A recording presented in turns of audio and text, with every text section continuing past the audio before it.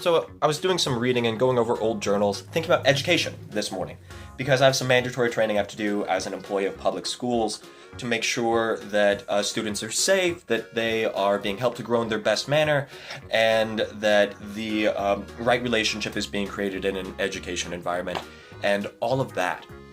And I was thinking about what qualities are it that business leaders are looking for in their employees, and that teachers and the administration of school are looking for in their students, and that citizens are looking for within each other just as a whole. And there's actually a lot of parallels between this.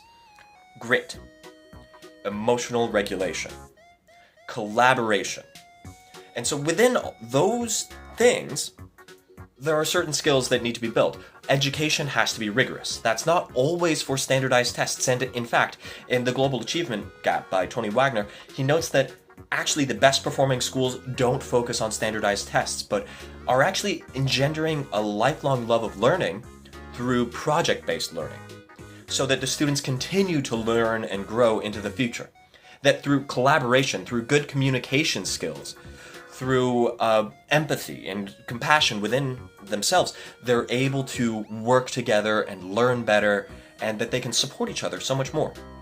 That by meeting each student individually and challenging them to grow in their own unique way, with their own passions, so they're connected, they have the relevance of the arithmetic, the geometry, all that stuff for their own passions. They see the relevance of it. That helps them retain the information. So, once upon a time, the 8 Noble Pursuits of China also taught things like calligraphy or poetry or painting.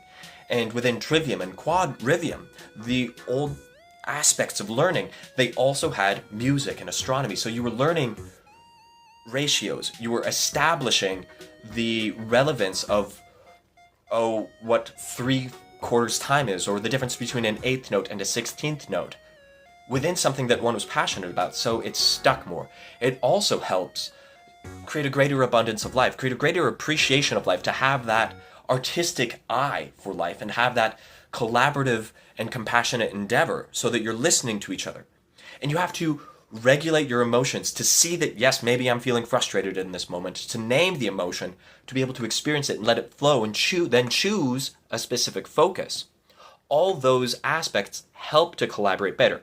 You have to have your ideas and express them clearly, either in writing, cleanly, so calligraphy was taught, so that another can actually appreciate it, and then through that shared idea you can come to a synthesis and the right answer in terms of how to approach the future.